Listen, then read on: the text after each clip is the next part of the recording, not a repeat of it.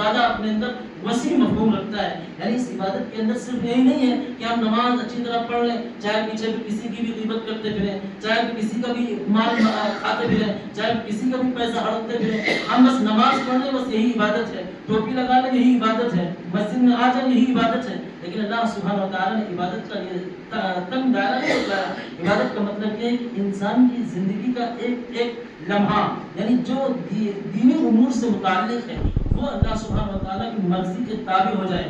اور اسلام نام بھی اسی کا ہے. اسلام کو جب آپ لغت میں دیکھیں گے تو دیکھیں گے کہ وہاں اسلام کا معنی لکھا ہے الاستسلام والانقیاد والاذعان له.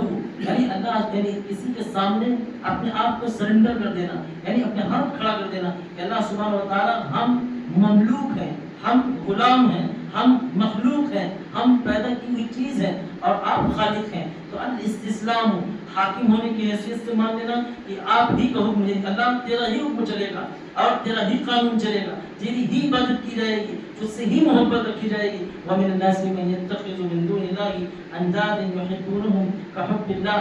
اللہ سبحانہ و تعالیٰ نے دوسرے موقع پر عبادت ارشاد فرمائی سورہ بقرہ میں کہ کچھ لوگ ہیں ایسے جو اللہ کو چھوڑ